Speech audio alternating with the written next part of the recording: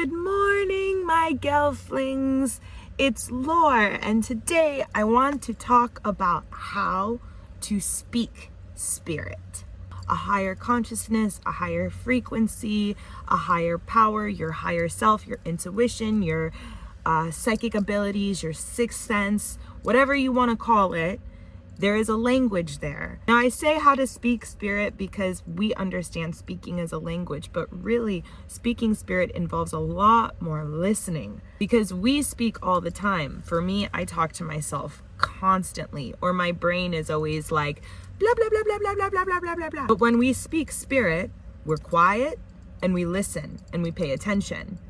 And paying attention is the way that we get our answers. I used to get really, really pushy with spirit and be like, where is my answer? What's going on? And I would push and I would push and I would push. And then when I would think I would get an answer, or I think I get this feeling, or I think I get some answer from spirit, I'd have to like work on that impulse immediately. And it was like, spirit is just impulsive. I just need to do this right away. And your mind can often trick you. Your mind will often disguise itself as spirit because your ego wants something. But something to keep in mind is that our agreements that we've had since birth, our culture, our society, the world around us, has conditioned our mind to think in terms of our ego and our survival.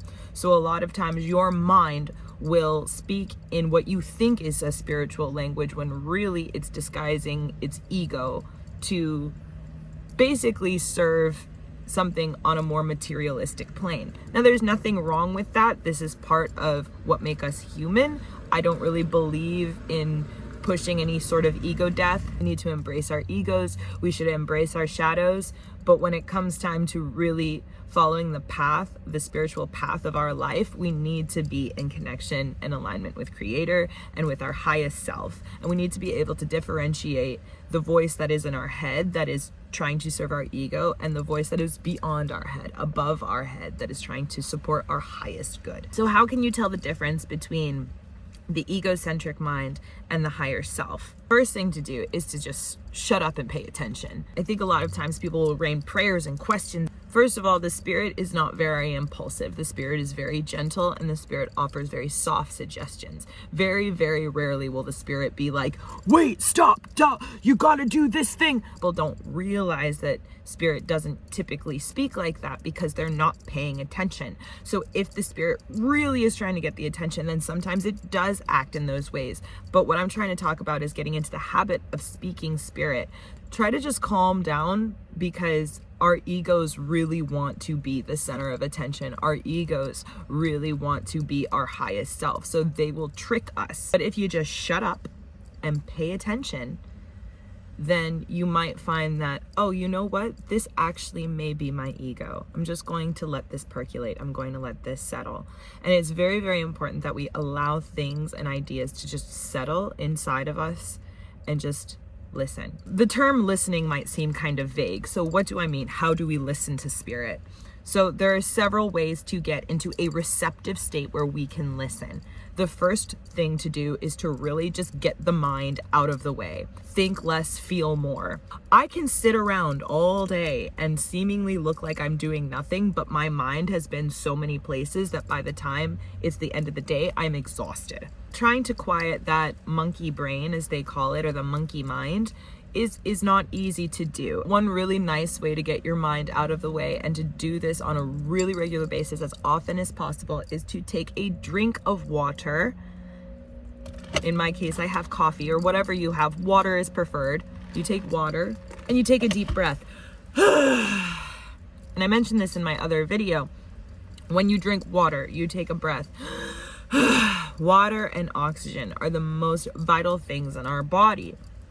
So when we nourish ourselves with these things, we're tapping into spirit. We're saying, hey, I want to take care of you. I love you. I want to listen to you. And then after you take your water, you take your breath, then you think about how you're feeling. Something that I really like to do when I'm in that position of what do I feel is actually starting with something physical that I feel that I can prove that I'm feeling. My butt in the chair, my back in the seat.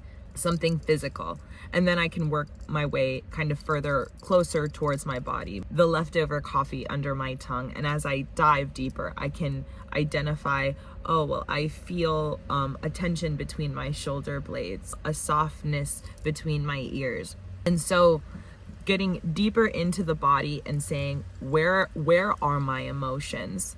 And maybe even diving deeper and saying, why are these emotions here? Couple of locations in the body that I've noticed that my spirit really gravitates towards is in my solar plexus. How do I know that? Because of meditation. Wow, what a surprise! It's a speaking spirit video and I'm talking about meditation. For me, there is a wrong way to meditate. For instance, visualization meditation is not the greatest for me because I have a really overactive imagination. And when I'm doing a visualizing meditation, I end up running away with my thoughts and my imagination, and I'm not actually in my body. So I'm more like daydreaming and not really meditating.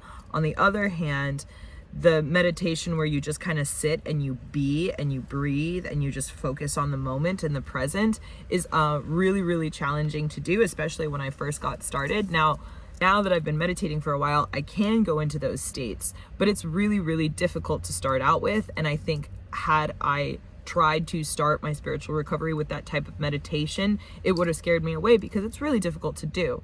I'm going to make another video that talks about how I meditate specifically, but I'm not going to talk about it here because I would really encourage anybody watching to find their own ways that they enjoy meditating. And really the best way that I can think of is to get on YouTube and make a really long playlist of all types of meditation and just experiment. And you don't have to do every one of these meditations. Meditation sort of takes your ego and rocks it and then puts it in bed and like tucks it in. And it's like a little baby because it'll get fussy and then you just give it the little bear and it takes the bear, but then it gets fussy again, so then you got to give it the bottle.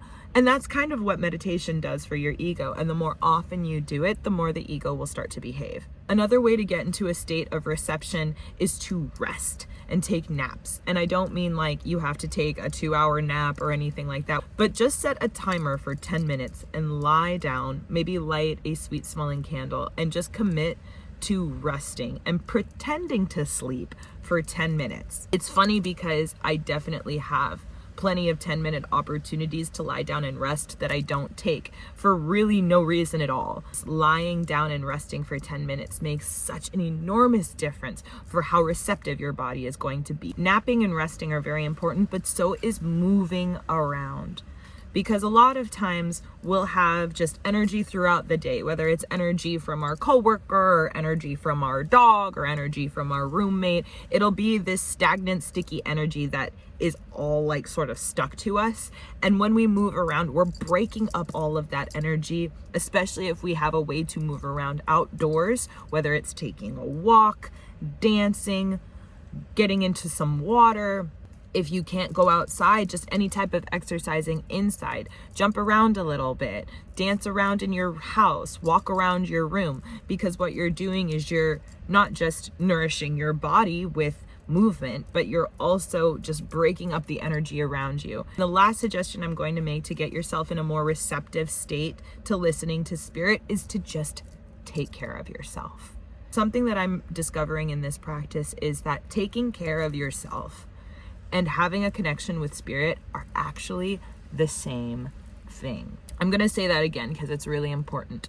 Taking care of yourself is the same thing as connecting to the divine, because your body is a temple for the spirit. So by taking care of the temple, you are taking care of the spirit. By honoring your feelings, you are honoring the way spirit is communicating with you. By allowing your mind to rest is getting yourself into a state that you want to listen to spirit. So in any way that you can take care of your body, honor your feelings, give your mind a rest. These things look different for everybody. And a lot of times we don't really know how to take care of ourselves because most of the reasons that we take care of ourselves are not intrinsically motivated. They're motivated by some type of materialistic gain. So getting your nails done or getting your hair done, going to the gym because you just want to get a bigger ass. Intentions are not motivated by wanting to connect to spirit. It's consciously washing your hands and putting nice lotion on your hands, and you look at your hands and you say, thank you, hands. Look at everything my hands have done. To just give yourself a foot massage and say, you have been doing such a good job keeping me connected to Great Mother. Making yourself a bouquet of flowers and putting it by your bed, so when you wake up, you smell those flowers, you look over and you're like, I love you. All of these things are actually taking care of spirit. And when you take care of spirit, you are opening your heart to listening to spirit, and the spirit will then communicate. But you need to pay attention and you need to take care of yourself. Really, it just comes down to loving yourself. I'm not trying to come off harsh in any way, but I do feel like this is an issue that should be addressed. Connecting to spirit has very little to do with shiny rocks or incense, and a lot more to do with just washing your hands. Investing in spiritual stuff like tools or wands or pretty crystals, while that is really, really cool, those things are not going to make you a more receptive person. They're just going to have this external factor, very much like getting your nails done. In a way, those things are actually more so feeding an ego than feeding your spirit. It's kind of like moving into a dilapidated building, and before you actually renovate it, you're already furnishing it. I'm not saying that you shouldn't furnish it, and I'm not saying that you shouldn't invest in beautiful tools that your spirit really enjoys having around. But what I recommend is that you take care of the basics first. What it comes down to is being in a state where you're going to listen, where you're going to pay attention, and you're not going to be distracted. And you can really just take care of yourself and love yourself, because by loving yourself, you're loving spirit. And when you can love spirit, you listen to spirit. So I hope you found this video helpful. Thank you so much for watching. I hope this inspired you to learn how to speak spirit for yourself. And I hope you have a wonderful day, and you're amazing, and I love you.